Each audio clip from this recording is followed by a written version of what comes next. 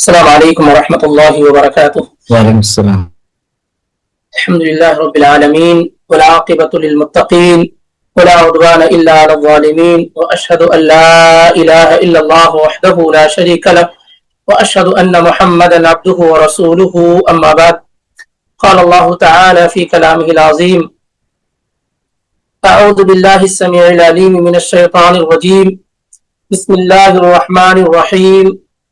الف لام میم اللہ لا الہ الا هو الحی القیوم نزل علیک الکتاب بالحق مصدقا لما بین یدیہ وانزل التوراة والانجیل من قبل هدى للناس وانزل الفرقان ان الذین کفروا بآیات اللہ لهم عذاب شدید واللہ عزیز ذو انتقام. سبحانك لا علم لنا إلا ما علمتنا إنك أنت العليم الحكيم. رب اشرح لي صدري ويسر لي أمري واحلل عقدة من لساني يفقهوا قولي. رب زدني علما اللهم رب زدني علما. سورہ آل عمران کی 4 آیات اللہ رب العالمین کی توفیق سے تلاوت کی گئیں اور پڑھی گئی ہیں. ہم اور آپ پچھلے ہفتے میں سورہ آل عمران کے اندر داخل ہو چکے ہیں اور تمہید کے طور پر سورہ آل عمران کا مختصر تعارف، اس کے مقاصد اور اس میں جو موضوعات ذکر کیے گئے ہیں یہ سب تفصیل کے ساتھ اللہ کی توفیق سے آپ کے سامنے بیان ہو چکا ہے. اور اس کے ساتھ ہی ساتھ الف لام میم پر بھی گفتگو مکمل ہو چکی ہے اور یہ بات آئی ہے کہ الف لام میم یہ حروف مقطعات میں سے ہے. مقطعات کا مطلب ہوتا ہے جسے الگ الگ کر کے پڑھا جائے، اور اس طرح کی قرآن میں کل سورتیں 29 ہیں. 29 سورتیں قرآن میں ایسی موجود ہیں جو حروف مقطعات سے شروع ہوتی ہیں، اور وہ سورتیں جو حروف مقطعات سے شروع ہوں وہ سورتیں مکی ہوتی ہیں، سوائے 2 سورتوں کے، سورہ البقرہ اور سورہ آل عمران جو بالاتفاق مدنی ہے، اور اس کے علاوہ یہ سورہ الرعد ہے جس میں اختلاف ہے. باقی تمام کی تمام سورتیں جو حروف مقطعات سے شروع ہوتی ہیں وہ بالاتفاق مکی سورت ہوتی ہیں. اور الف لام میم کے متعلق یا حروف مقطعات کے متعلق یہ بات اللہ کی توفیق سے ہمارے سامنے آئی تھی کہ اس سلسلے میں صحیح بات یہ ہے کہ اس کا صحیح معنی اللہ رب العالمین ہی کے علم میں ہے، اور ان کے ذکر کرنے کا مقصود یہ ہے کہ اس کے ذریعے سے مشرکین مکہ کو اور دنیا کے اندر آنے والے تمام لوگوں کو ایک چیلنج دیا جا رہا ہے کہ اگر تم یہ کہتے ہو کہ یہ انسانی کلام ہے تو پھر آپ اس کا معنی بتاؤ. یہ تو انہی الفاظ انہی حروف سے بنے ہوئے ہیں جو تم اپنی زبان میں استعمال کرتے ہو، تو پھر تم اس کا معنی اور مفہوم بیان کرو. اپنے اپنے طور پر بعض مفسرین نے اس کا معنی بیان کرنے کی کوشش کی ہے، لیکن زیادہ درست اور صحیح بات اس سلسلے میں یہی ہے کہ اس کا صحیح معنی اللہ رب العالمین ہی کے علم میں ہے. اور جب حروف مقطعات جہاں جہاں ذکر ہوا ہے، جن جن صورتوں میں سے حروف مقطعات کے ذریعے سے ابتدا کی گئی ہے، تو اکثر مقامات پر قرآن کی حقانیت کو، قرآن کے معجزہ ہونے کو یا قرآن کے ذکر کو بیان کیا گیا ہے. اکثر مقامات پر جہاں پر صورت حروف مقطعات کے ذریعے سے شروع ہو رہی ہیں تو آپ وہاں دیکھیں گے کہ وہاں اللہ تعالیٰ فوری طور پر قرآن کا، قرآن کی حقانیت کا، قرآن کے معجزہ ہونے کا، قرآن کی آسمانی کتاب ہونے کا، قرآن کی ہدایت والی کتاب ہونے کا اللہ تعالیٰ کیا ہے ذکر کرتا ہے چند صورتوں کے علاوہ باقی تمام صورتوں میں. اب اس کے بعد یہ علم آ جانے کے بعد، یہ جان لینے کے بعد ہم آگے بڑھنے کی کوشش کرتے ہیں، اور اس کے بعد دوسری آیت آتی ہے اللہ لا الہ الا هو الحی القیوم. اللہ لا الہ الا هو الحی القیوم. اللہ وہ ہے، نہیں ہے کوئی معبود حقیقی سوائے اس کے جو زندہ ہے اور ہمیشہ قائم رہنے والا ہے. اللہ اللہ لا الہ الا ہو، اللہ وہ ہے کہ نہیں ہے کوئی معبود حقیقی، لا الہ نہیں ہے کوئی معبود حقیقی، الا ہو مگر وہی، سوائے اس کے، یعنی سوائے اس کے کوئی حقیقی معبود نہیں ہے۔ اللہ وہ ہے جس کے سوا کوئی حقیقی معبود نہیں ہے، وہ زندہ ہے اور ہر چیز کو قائم رکھنے والا ہے، زندہ ہے اور ہر چیز کو قائم رکھنے والا ہے۔ اس میں اللہ تعالیٰ نے اپنا نام، اللہ تعالیٰ کا سب سے اہم نام، حقیقی نام، ذاتی نام اللہ ہے، یہ سب سے اہم نام ہے۔ اس نام کا کسی کے یہاں بھی استعمال کیا ہے نہیں پایا گیا ہے، یہ سب سے اہم ناموں میں سے اللہ تعالیٰ کا نام ہے اللہ۔ اور یہ جو نام ہے اللہ رب العالمین کا، یہ قرآن حکیم میں کثرت سے استعمال ہوا ہے۔ سب سے زیادہ جو نام اللہ کا استعمال کیا جاتا ہے وہ لفظ جلالہ ہے۔ یہ کیا ہے؟ لفظ جلالہ یعنی اللہ، اور قرآن حکیم میں 2697 مرتبہ 2697 ٹائمز قرآن میں اللہ لفظ جلالہ استعمال ہوا ہے۔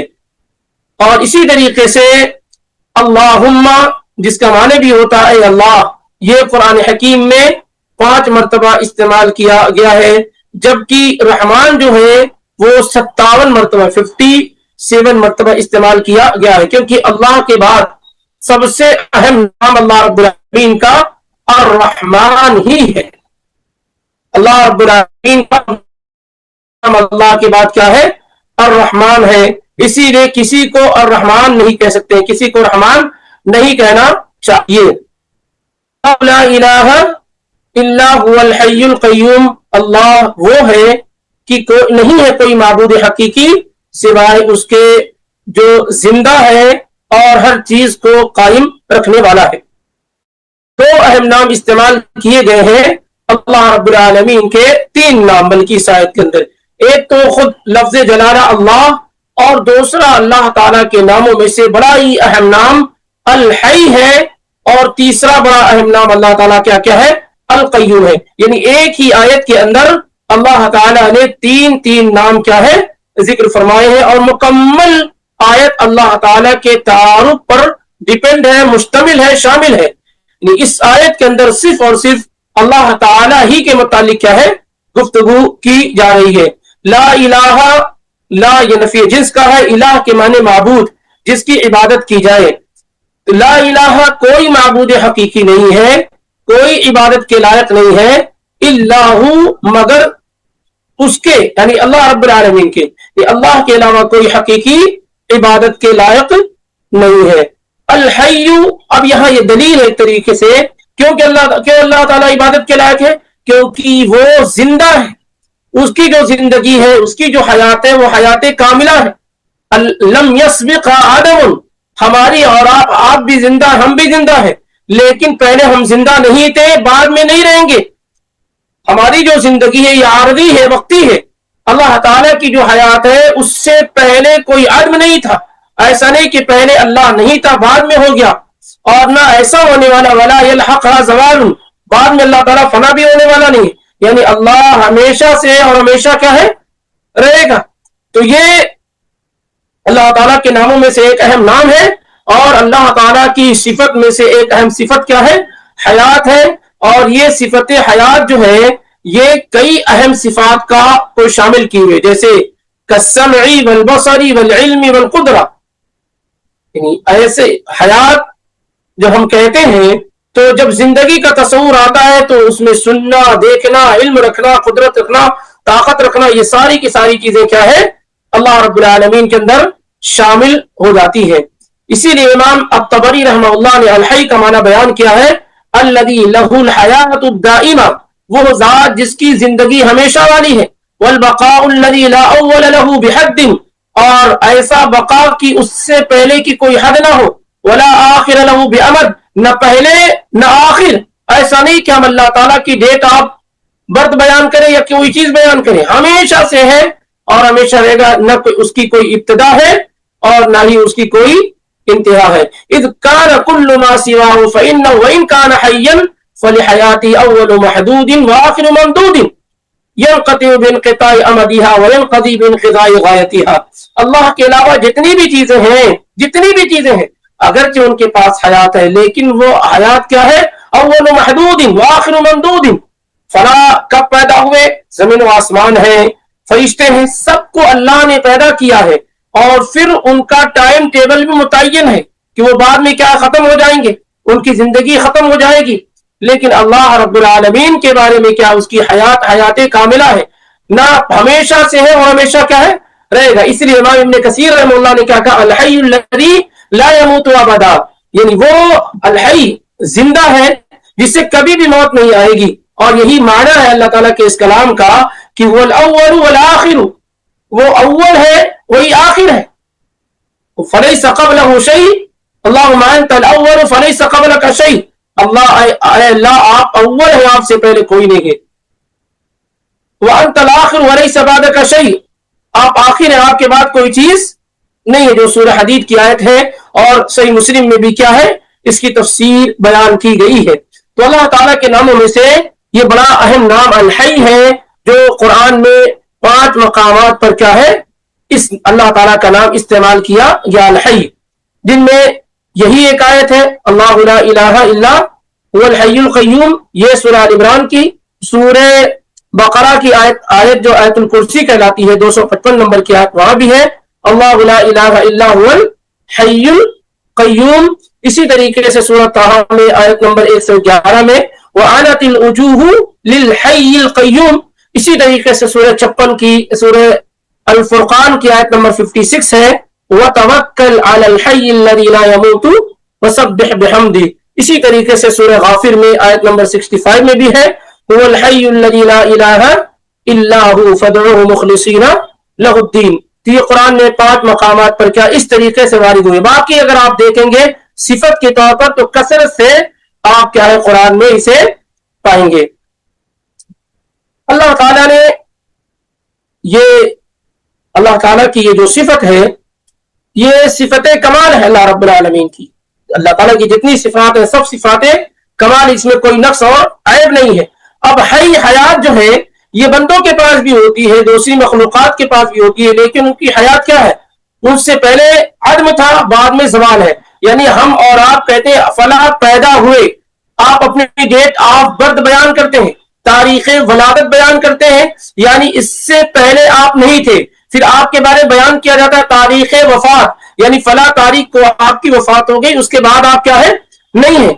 अल्लाह ताला की जो हयात है वो इस कदर कामिल है कि उससे पहले न आदम था, ऐसा नहीं कि अल्लाह नहीं था फिर हुआ, नऊज़ बिल्लाह, और न ये है कि अल्लाह ताला खत्म होगा कभी। इसीलिए उसकी जो हयात कामिला है और अल्लाह ताला ने इसे खास तौर से यहाँ पर इसीलिए जिक्र फरमाया है ताकि इबादत उसी की जाए जिसकी हयात कामिला। अब अल्लाह ताला के अलावा कोई ऐसी हस्ती आपको नहीं मिल सकती है जिसकी हयात कामिला। जिन लोगों की इबादत करते हैं दुनिया के लोग, वो कहते हैं कि फला तारीख को पैदा हुए। दुनिया में एक बहुत बड़ा तबका ईसा अलैहिस्सलाम की इबादत करता है और उनका जश्न मिलाद भी मनाता है। यह भी कहा जाता है कि आज 2025 ईस्वी चल रही है। 2025 ईस्वी का मतलब ये हुआ कि 2025 साल हो गए ईसा अलैहिस्सलाम की वलादत को। और इसी तरीके से उनके बारे में ये भी अकीदा रखते हैं कि वो फौत भी हो चुके हैं, उनको सूली भी लटका दी गई। खैर अहले सुन्नत वल जमा का और अहले ईमान का अकीदा तो यह है कि ईसा अलैहिस्सलाम को उठा लिया गया है और कुर्बे क़यामत फिर वो दुनिया में नुज़ूल फरमाएंगे, अल्लाह ताला उन्हें उतारेगा और फिर तबाही मौत उनको वाक़ होगी और उनकी तदफीन वगैरह होगी। लेकिन अब इसके अलावा दूसरे भी हैं जिनकी इबादत की जाती है। सबको कहते हैं कि उनकी इबादत करते हैं और ये भी कहते हैं कि फला तारीख को पैदा हुए, फला के जरिए से पैदा हुए, फला के वालिद हैं, फला के बेटे हैं, वगैरह। लेकिन अल्लाह रब्बुल आलमीन की जात इन तमाम नकाइस से, तमाम ऐब से बिल्कुल मुनज़्ज़ह और पाक है और उसकी जो हयात है, उसकी जो जिंदगी है वो इस कदर कामिल है कि उससे पहले कोई चीज नहीं थी और उसके बाद भी कोई चीज नहीं रहेगी। जितनी भी चीजें हैं वाक़ हो रही है सब उसके इल्म में है, सारी चीजें उसके सामने हो रही है, सारी चीजों को करने वाला वही, सारी चीजों को खत्म करने वाला वही है, जिंदगी देने वाला भी वही है और जिंदगी लेने वाला भी क्या है? वही है। تو جب ہم اللہ تعالیٰ کے بارے میں ان چیزوں کو پڑھتے ہیں، ظاہر ایک سمجھنے کی چیز ہے جو بالکل واضح ہے کہ اللہ تعالیٰ کے علاوہ جتنے لوگوں کی حیات ہے سب حیات عارضی ہے، ٹمپریری ہے، مؤقت ہے. کوئی ایسا نہیں ہے جو اس دنیا کے میں ہمیشہ رہنے کے لیے کیا ہے آیا. کل من علیہا فان ویبقا وجہ ربک ذو الجلال والاکرام. تو جب ہم ان چیزوں کو جان لیتے ہیں، سمجھ لیتے ہیں، تو اللہ تعالیٰ پر اعتماد، توکل، بھروسہ، اس سے لگاؤ، اس سے تعلق، اس کے سامنے فریاد کرنا، اس کے سامنے جھکنا، اس کی عبادت کرنا، اس سے امید لگانا، اس سے ڈرنا، اس کے خوف، اس کے غضب سے پریشان ہونا، یہ ساری کی ساری چیزیں کیا ہمارے لیے بڑی ایزی اور آسان ہو جاتی ہیں، اور یہ ہمارے سے مطلوب ہے. تو اللہ وہ ہے، لا الہ، کوئی حقیقی معبود نہیں سوائے اس کے، الحی، زندہ ہے، القیوم، تمام چیزوں کو قائم رکھنے والا ہے. تمام چیزوں کو کیا ہے؟ قائم رکھنے والا ہے. اگر آپ اس کو دیکھیں گے القیوم کا جو معنی ہے وہ بڑا ہی اہم معنی ہے. یعنی القیوم جو اللہ تعالیٰ کے ناموں میں سے بڑا ہی اہم نام ہے، بڑا ہی اہم نام ہے اللہ رب العالمین کا، کہ القائم الحافظ لکل شیء، ہر چیز کو تھامنے والا، اس کی حفاظت کرنے والا، جو اس کی ضرورت ہے اس کو دینے والا. یہ ساری کی ساری چیزیں کیا ہے؟ القیوم کا ایک پارٹ اور حصہ ہے. یعنی ساری کی ساری چیزیں اللہ پر ڈیپینڈ ہو، ساری چیزوں کو اللہ تعالیٰ تھامے ہوئے ہو، ساری چیزیں اللہ کی محتاج ہو، اور اللہ رب العالمین کسی کا کیا ہے؟ محتاج نہ ہو. اللہ رب العالمین کیا ہے؟ کسی کا محتاج نہ ہو. اس ساری کائنات کو تھامنے والا، اس کی حفاظت کرنے والا، اس کی نگرانی کرنے والا، اور ساری کائنات یہ کہ اس کی محتاج ہو اور وہ کسی کا محتاج نہ ہو. یہ سارے کے سارے معنی کیا ہے؟ القیوم کے اندر کیا ہے؟ شامل ہے. اللہ تعالیٰ کا یہ دو نام جو ہے الحی، القیوم، یہ بڑے ہی امپورٹنس اور اہم ناموں میں سے ہے جن میں اکثر اللہ تعالیٰ کی صفات کیا ہے؟ شامل اور داخل ہو جاتی ہیں. اللہ تعالیٰ کی اکثر صفات جو ہے وہ الحی اور القیوم کے اندر کیا ہے؟ شامل اور داخل ہو جاتی ہیں. اسی لیے اللہ تعالیٰ نے اور اللہ کے نبی علیہ الصلوۃ والسلام نے ان چیزوں کو بڑے ہی واضح انداز میں بیان کیا ہے. تو اللہ تعالیٰ کی حیات کا یہ تذکرہ مکمل ہو چکا، اور یہ بات سمجھ میں آ گئی کہ اللہ تعالیٰ کی حیات کیا ہے؟ حیات کاملہ ہے، اس سے پہلے کوئی عدم نہیں ہے، اور اس کے بعد کیا ہے؟ کوئی زوال نہیں ہوگا. اسی لیے اللہ کے نبی صلی اللہ علیہ وسلم اپنی دعاؤں میں یہ کہا کرتے تھے، اعوذ بعزتک، اے اللہ میں تیری عزت کی پناہ میں آتا ہوں، الذی لا الہ الا انت الذی لا يموت، جس کے علاوہ تو ہے، جس کے علاوہ کوئی حقیقی معبود نہیں، جس سے موت نہیں آئے گی. والجن والانس یموتون، اور انسان اور جنات یہ سب کیا ہے؟ سب مرنے والے، کوئی باقی رہنے والا نہیں ہے، کوئی بھی باقی رہنے والا کیا ہے؟ نہیں ہے. یہ الحی القیوم ایک ساتھ اگر دیکھیں گے تو قرآن مجید میں آپ کو 3 مقامات پر ایک ساتھ مل جائیں گے. یہ 3 ہی جگہ پر الحی القیوم استعمال کیے گئے ہیں ایک ساتھ.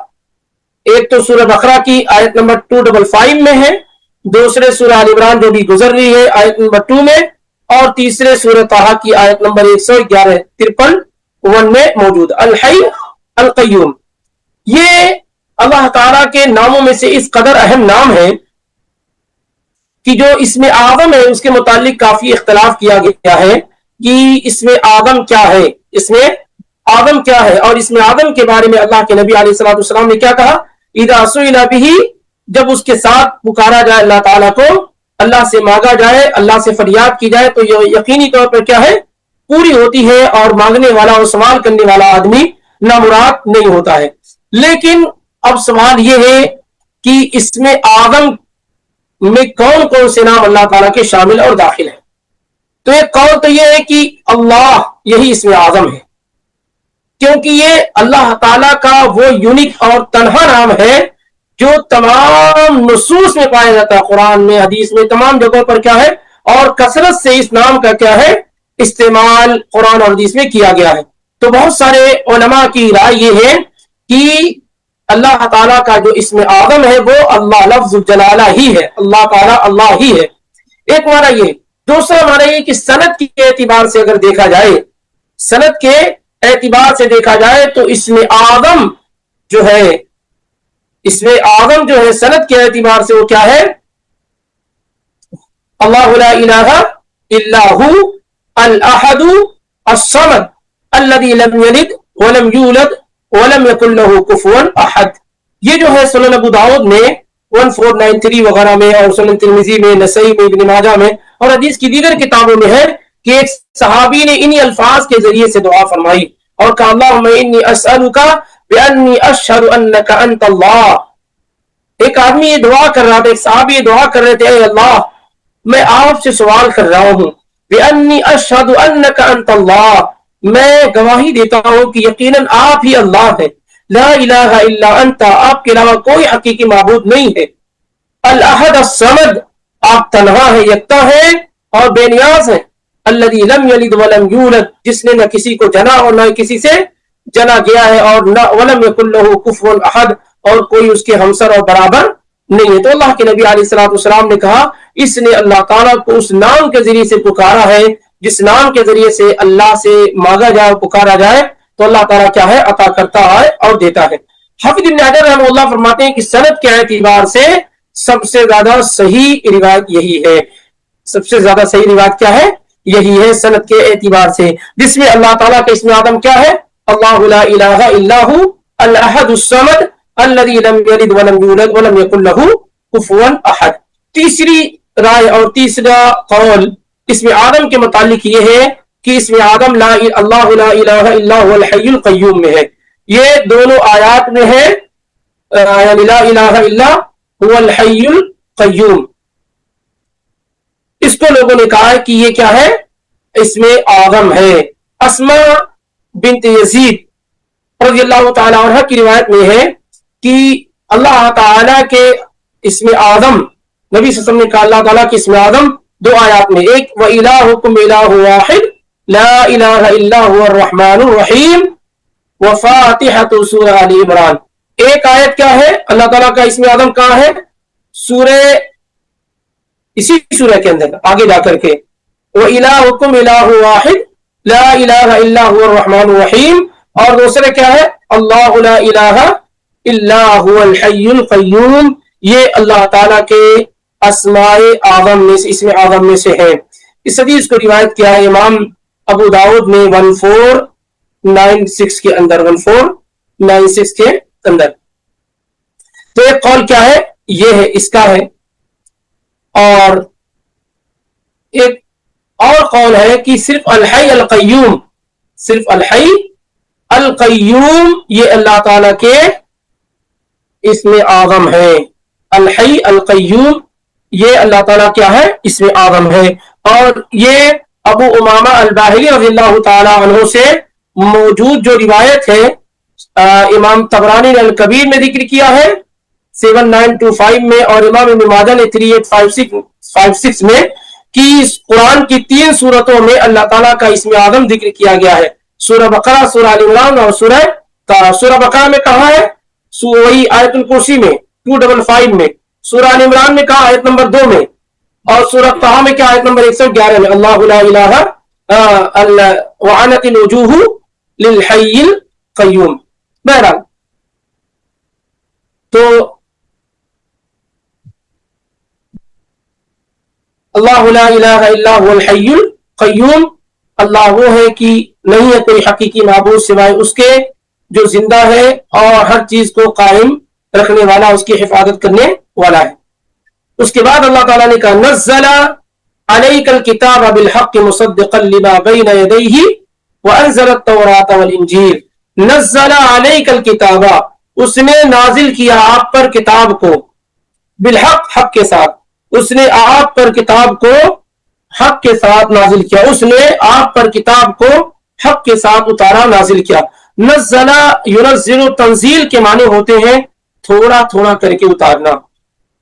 नज़्ज़ला युनज़्ज़िलु, तंजील के क्या माने होते हैं, थोड़ा थोड़ा करके किसी चीज को उतारना। और अंज़ला युनज़्ज़िलु, इंज़ाल के माने होते हैं कि एक साथ किसी चीज को उतार देना, नाजिल कर देना। कुरान के मुतालिक अल्लाह ताला ने दोनों बातें जिक्र फरमाई है। कहीं अल्लाह ताला ने कहा कि तबारकल्लज़ी नज़्ज़ल फुरक़ान, और कभी अल्लाह ताला ने कहा इन्ना अंज़लनाहु फी लैलतिल क़द्र। तो दोनों माना, दोनों लफ्ज इस्तेमाल किया गया है। جبکہ نزلہ ینزل کے معنی تھوڑا تھوڑا کر کے نازل کرنا، اور انزلہ ینزل انزال کے معنی ہوتے ہیں یہ بیت پورا نازل کر دینا۔ اور تنزیل جب بھی ہوگی تو اوپر سے نیچے کی طرف ہوگی۔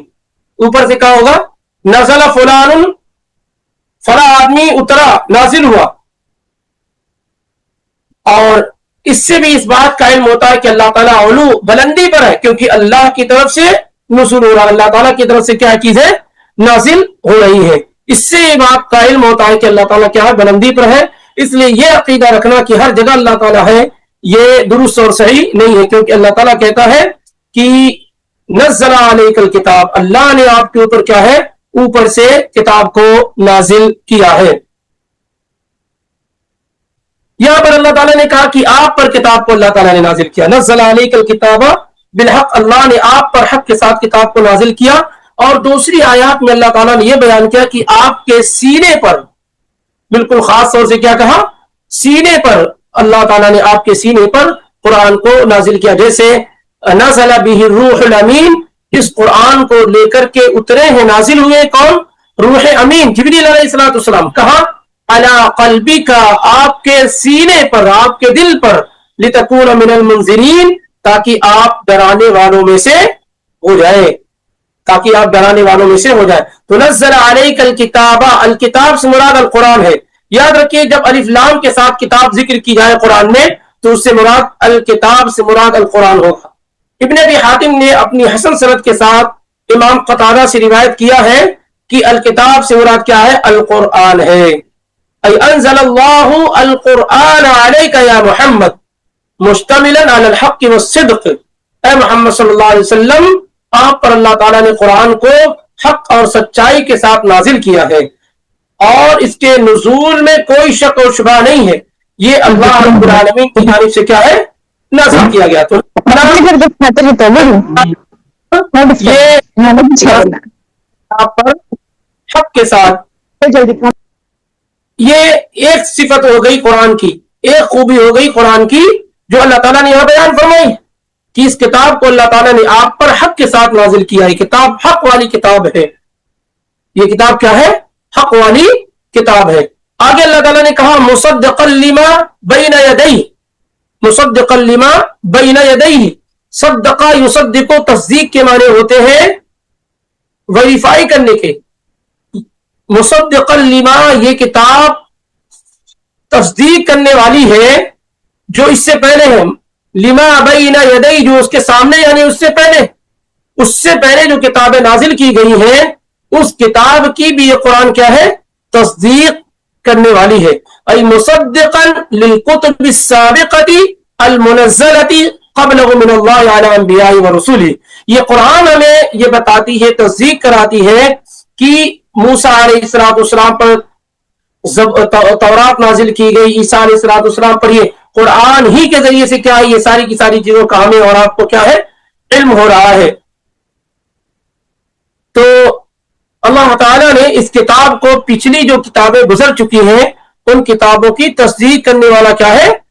بنایا ہے، ان کتابوں کی تصدیق کرنے والا بنایا ہے، کیونکہ پہلی کتابوں میں جو خبریں اور بشارتیں موجود ہیں مذکور ہے، اس میں بھی وہی خبریں اور بشارتیں ہیں، یعنی پچھلی کتابوں میں جو خبریں ہیں، بشارتیں ہیں، جو باتیں ہیں جو موجود تھی وہی اس کتاب میں بھی موجود ہیں۔ اگر یہ اللہ رب العالمین کی جانب سے نہ ہوتی تو ان میں بہت اختلاف ہوتا۔ ان کتابوں کو بھی نازل کرنے والا اللہ ہے، اس لیے جو اس کے میٹیریل ہیں، جو اس کے عناوین ہیں، جو اس میں باتیں ہیں، ویسی ہی باتیں کیا ہے؟ قرآن حکیم میں بھی کیا ہے؟ پائی جاتی ہیں۔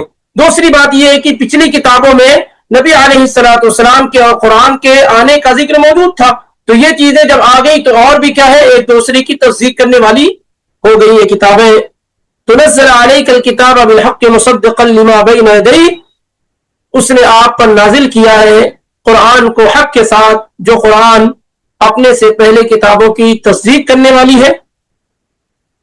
وَأَنزَلَ التَّوْرَاةَ وَالْإِنْجِيلَ، وَأَنزَلَ التَّوْرَاةَ وَالْإِنْجِيلَ، اور اس نے تورات اور انجیل کو اتارا ہے، اس نے تورات اور انجیل کو اتارا ہے، من قبل، اس سے پہلے، نزل علیک الکتاب بالحق اس نے آپ پر کتاب کو حق کے ساتھ اتارا، قرآن کو حق کے ساتھ اتارا، جو قرآن اپنے سے پہلے کتابوں کی تصدیق کرنے والی ہے۔ وَأَنزَلَ التَّوْرَاةَ وَالْإِنْجِيلَ مِنْ قَبْلُ، اور اس نے اتارا ہے تورات کو اور انجیل کو اس سے پہلے، یعنی قرآن سے پہلے۔ اب یہاں پر دیکھیے قرآن کے بارے میں اللہ تعالیٰ نے کہا نزل علیک الکتاب، اور تورات اور انجیل کے بارے میں کہا انزل التوراۃ والانجیل۔ قرآن کے بارے میں کیا کہا؟ نزل، کیونکہ قرآن تھوڑا تھوڑا کر کے اللہ کے نبی علیہ الصلوۃ والسلام پر نازل ہوا ہے اور 23 سالوں میں جا کر کے مکمل ہوا، لیکن تورات اور انجیل جو نازل ہوئی ہے اس کے نزول کا جو طریقہ تھا وہ بالکل الگ تھا۔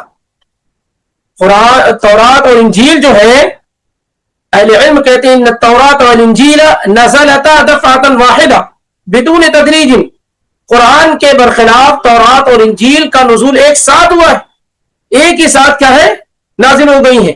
اور یہ بھی اللہ تعالیٰ کی بہت بڑی رحمت ہے ہم لوگوں پر اور اس امت پر کہ پہلے امتوں پر جب کتاب نازل ہوئی تورات تو ایک ساتھ پورے احکامات ہو گئے، انجیل نازل ہوئی تو ایک ساتھ پورے ہو گئے، لیکن قرآن تھوڑا تھوڑا نازل ہوتا رہا کہ پہلے کہا گیا یہ کرو، پھر کچھ دنوں کے بعد کہا جا رہا یہ کرو، پھر یہ کہا جا رہا یہ نہ کرو، پھر کچھ دنوں کے بعد کہا جا رہا یہ نہ کرو، یعنی 23 سالوں میں جا کر کے لا اور قانون کیا ہے مکمل ہو رہا ہے۔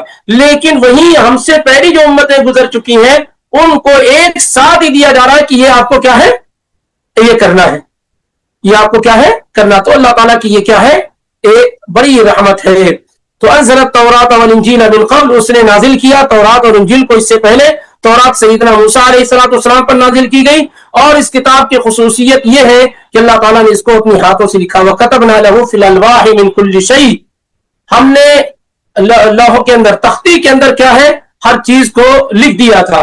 اور اسی طریقے سے حدیث میں اللہ تعالیٰ نے بیان کیا، اللہ کے نبی علیہ السلام نے بیان کیا وَخَطَّ لَكَ بِيَدِهِ، اللہ تعالیٰ نے موسیٰ علیہ السلام کے لیے اپنے ہاتھوں سے تورات لکھا۔ تورات کے بارے میں بات واضح ہونی چاہیے کہ اللہ تعالیٰ نے تورات کو اپنے ہاتھوں سے لکھا ہے، تورات کو اللہ تعالیٰ نے اپنے ہاتھوں سے لکھا ہے۔ والانجیل، اور اسی طریقے سے انجیل کیا یہ سیدنا عیسیٰ علیہ السلام پر نازل کی گئی ہے۔ تورات اور انجیل میں کوئی بڑا فرق کیا ہے نہیں، اصل جو کتاب ہے تورات ہے اور اس کے اندر کچھ چیزیں گھٹا بڑھا کر کے کیا ہے انجیل، یہ ایک اہم کتاب موسیٰ عیسیٰ علیہ السلام پر کیا ہے نازل کی گئی۔ یہ آسمانی کتابوں میں سے بڑی ہی اہم اور بنیادی کتاب ہے، آسمانی کتابوں میں سے بڑی ہی اہم اور بنیادی کتاب ہے۔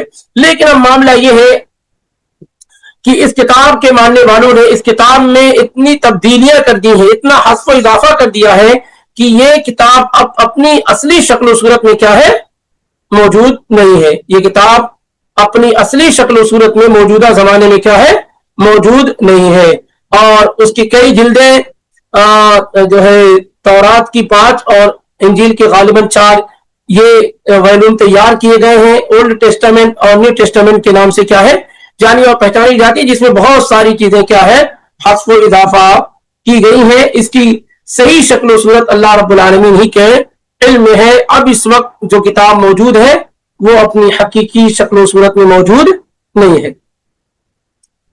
تو وَأَنزَلَ التَّوْرَاةَ وَالْإِنْجِيلَ مِنْ قَبْلُ هُدًى لِلنَّاسِ، یہ تورات اور انجیل کیوں نازل کی گئی؟ لوگوں کی ہدایت کے لیے۔ هُدًى لِلنَّاسِ، لوگوں کی ہدایت کے لیے کیا ہے یہ کتاب کیا ہے نازل کی گئی۔ اس کے بعد اللہ تعالیٰ نے کہا وَأَنزَلَ الْفُرْقَانَ، اور اللہ تعالیٰ نے فرق کرنے والی کتاب اتاری حق و باطل میں۔ وَأَنزَلَ الْفُرْقَانَ، اور اس نے فرقان اتارا۔ یہاں فرقان سے مراد کیا ہے؟ امام طبری نے امام قتادہ سے روایت کیا ہے صحیح سند کے ساتھ کہ هو القرآن انزله على محمد صلی اللہ علیہ وسلم وفرق به بين الحق والباطل فأحل فيه حلاله وحرم فيه حرامه وشرع فيه شرائعه وحد فيه حدوده وفرض فيه فرائضه وبين فيه بيانه وأمر بطاعته ونهى عن معصيته وخص الهدى بالتوراة والإنجيل في قوله وأنزل التوراة والإنجيل من قبل هدى للناس وإن كان القرآن هدى لأن المناظرة كانت مع النصارى وهم لا يهتدون بالقرآن بل وصف بأنه حق في نفسه قبلوه أو لم يقبلوه أما التوراة والإنجيل فهم يعتقدون صحتهما فلذلك اختص في الذكر بالهدى. یہاں اللہ تعالیٰ نے کیا کہا وَأَنزَلَ التَّوْرَاةَ وَالْإِنْجِيلَ مِنْ قَبْلُ هُدًى لِلنَّاسِ، اور اس سے پہلے اسے تورات اور انجیل کو اتارا جو لوگوں کے لیے ہدایت ہے. دونوں کتابیں اللہ رب العالمین نے نازل فرمائی. وَأَنزَلَ الْفُرْقَانَ، اور اس کے بعد اللہ تعالیٰ نے کہا کہ اس نے فرقان اتارا. فرقان سے مراد کیا ہے؟ قرآن، جو حق اور باطل کے درمیان کیا ہے؟ تمیز کرنے والی ہے. اصل میں ان آیات کا جو تعلق ہے یہ نجران کے جو کرسچن اور عیسائی اللہ کے نبی علیہ الصلوۃ والسلام کے پاس حاضر ہوئے تھے انہی کو یہ سارے کے ساری چیزیں کا جواب دیا جا رہا ہے، انہی کو یہ ساری چیزیں بتائی جا رہی ہیں، انہی کو ساری چیزیں کیا ہے سمجھائی جا رہی ہیں. وہیں سے اللہ لا الہ الا هو الحی القیوم سے ہی ان کی ذہن سازی کی جا رہی ہے، ان پر اس پیغام کو پیش کیا جا رہا ہے، رکھا جا رہا ہے کہ تم عیسیٰ علیہ الصلوۃ والسلام کی عبادت کرتے ہو. عیسیٰ علیہ الصلوۃ والسلام تو پیدا ہوئے اور تمہارے اپنے قول کے مطابق وفات پا گئے، اگر وفات نہیں بھی پائے ہیں تو آنے والے دنوں میں ان کی وفات ہو جائے گی. لیکن اللہ تعالیٰ جو ہے جس کی ہم عبادت کر رہے ہیں وہ تو حی ہے، وہ کیا ہے؟ حی ہے، ہمیشہ زندہ رہے گا، اور قیوم ہے، ساری چیزیں اس پر قائم ہے، وہ کسی پر قائم نہیں ہے. لیکن عیسیٰ علیہ السلام جس کی آپ عبادت کرتے ہیں آپ کے اپنے قول کے مطابق کیا ہے کہ ان کو یہودیوں نے قتل کر دیا ہے، سولی پہ لٹکا دیا، یعنی گویا کہ ان کے اندر خود کے دفاع کی صلاحیت موجود نہیں ہے، خود کے بچاؤ کے اور پروٹیکشن کی صلاحیت موجود نہیں. تو جو آدمی خود کی حفاظت نہ کر سکے تو وہ تمہارا معبود کیسے ہو سکتا ہے؟ پھر اس کے بعد اللہ تعالیٰ نے ذکر کیا کہ جو تورات اور انجیل تمہارے درمیان نازل کی گئی ہے یہ تو ہدایت کی کتاب ہے، اس میں ہدایت کو اللہ تعالیٰ نے کیا بیان کیا، اور جو لوگ اس کتاب کے ذریعے سے پہلے قائم تھے ان لوگوں نے ہدایت اس کتاب سے حاصل کی ہے. اور پھر اس کے بعد اللہ تعالیٰ نے ذکر کیا کہ اللہ تعالیٰ نے فرقان یعنی قرآن کو نازل کیا ہے. اس اعتبار سے قرآن فرقان ہے کہ پچھلی جتنی بھی کتابیں ہیں اور جتنی بھی باتیں جتنے بھی مسائل ہیں حق اور باطل کے سب کے درمیان ججمنٹ کرنے والی، فیصلہ کرنے والی جو کتاب ہے وہ قرآن مجید ہے. تو وَأَنزَلَ الْفُرْقَانَ وَأَنزَلَ فِي كُتُبِهِ مَا يُفَرِّقُ بَيْنَ الْحَقِّ وَالْبَاطِلِ وَالْهُدَى وَالضَّلَالِ، یعنی اللہ تعالیٰ نے ایسی کتاب نازل فرمائی جو حق اور باطل کے درمیان، ہدایت اور گمراہی کے درمیان کیا ہے؟ تفریق کرنے والی ہے. اس کے بعد اللہ تعالیٰ نے کہا إِنَّ الَّذِينَ كَفَرُوا بِآيَاتِ اللَّهِ لَهُمْ عَذَابٌ شَدِيدٌ، یقیناً جن لوگوں نے اللہ کی آیات کے ساتھ کفر کیا، اس کا انکار کیا، یقیناً جن لوگوں نے اللہ کی آیات کے ساتھ کا انکار کیا. اب آیات سے مراد آیات کونیہ بھی اور آیات شرعیہ بھی ہیں. آیات کونیہ جیسے چاند، سورج، ستارے، جو چیزیں ہیں اگر کسی نے اس کا انکار کیا کہ اس کا پیدا کرنے والا اللہ رب العالمین نہیں ہے، یا اسی طریقے سے آیات شرعیہ نماز، روزہ، توحید، اس کا انکار کیا، تو جن لوگوں نے بھی اللہ کی آیات کا انکار کیا، کفر کیا، لہم عذاب شدید، ان کے لیے انتہائی سخت کیا ہے؟ عذاب ہے. لہم عذاب شدید، ان کے لیے سخت عذاب ہے. واللہ عزیز ذو انتقام، اور اللہ رب العالمین غالب اور بدلہ لینے والا ہے. اللہ رب العالمین کیا ہے؟ غالب اور بدلہ لینے والا ہے. اس آیت میں آپ دیکھیں گے کہ اس سے پہلے کی آیت میں اللہ تعالیٰ نے توحید کو بیان کیا، اپنے معبود ہونے کے بیان کیا، نبی علیہ الصلوۃ والسلام کی نبوت کا ذکر کیا. یہ ساری کی ساری چیزیں ذکر کرنے کے بعد اب اللہ تعالیٰ نے بیان کیا کہ جو ان چیزوں کا انکار کر دے، اللہ کے معبود ہونے کا، رسول رسالت کا، قرآن کی کتاب ہونے کا، جو شخص ان چیزوں کا انکار کرے گا وہ کافر ہوگا، کفر کرنے والا ہوگا. اور جو کفر کرنے والا ہوگا اللہ نے اس کے لیے انتہائی سخت عذاب کیا ہے؟ تیار کر رکھا ہے. اس کے لیے کیا ہے؟ انتہائی سخت عذاب ہوگا قیامت کے دن. واللہ عزیز ذو انتقام، عزیز فی سلطانہ، اللہ تعالیٰ اپنی بادشاہت میں غالب ہے.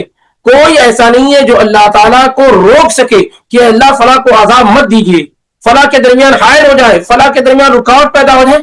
کسی کے اندر بھی یہ طاقت نہیں ہے کہ وہ اللہ تعالیٰ کو کسی بھی چیز کے کرنے سے روک سکے. اسی لیے اللہ عزیز ہے، ہر چیز پر اسی کا غلبہ ہے، کوئی اللہ پر غالب رہنے والا نہیں ہے. ذو انتقام، بدلے والا ہے، یعنی جو آدمی اللہ تعالیٰ کے ساتھ اللہ کی نافرمانی کرے گا اللہ تعالیٰ اس کے عمل کے اعتبار سے اس سے انتقام اور بدلہ لینے والا بھی ہے.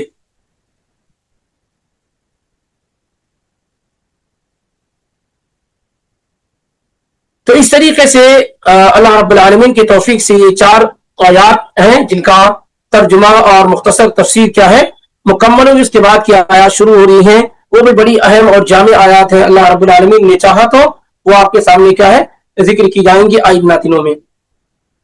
تو یہ اس طریقے سے خلاصہ جو آج کی آیات میں جو پیغام اور میسج ہمیں اور آپ کو مل رہا ہے اس میں یہ کہ اللہ تعالیٰ کا بڑے ہی بہترین انداز میں قرآن کا, اللہ کا اور آسمانی کتابوں کا, ان تمام چیزوں کا بہترین انداز میں تعارف کرایا گیا اور بتایا گیا کہ اگر کوئی شخص ان چیزوں کا انکار کرے, اس کے ماننے سے انکار کرے, تو اللہ تعالیٰ نے اس کے لیے کیا ہے سخت قسم کا عذاب تیار کر رکھا ہے. اور اللہ تعالیٰ ہر چیز پر غالب ہے. اللہ تعالیٰ اپنی سلطنت میں, اپنی بادشاہت میں ہر چیز پر غالب ہے. کوئی ایسا نہیں جو اللہ تعالیٰ کو کسی بھی چیز کے کرنے سے کیا ہے رکاوٹ ڈال سکے. ایسا کسی کے اندر ہمت اور طاقت نہیں ہے. اور وہ انتقام لینے والا ہے نہیں. اگر کوئی آدمی اللہ تعالیٰ کے ساتھ زیادتی کر رہا ہے تو اللہ تعالیٰ بھی کیا ہے اس سے اس عمل کے مطابق کیا انتقام اور بدلہ لینے والا ہے. انشاءاللہ باقی جو آیات ہیں آیت نمبر 5 سے آئندہ دنوں میں اللہ رب العالمین نے چاہا تو مکمل کیا جائے گا.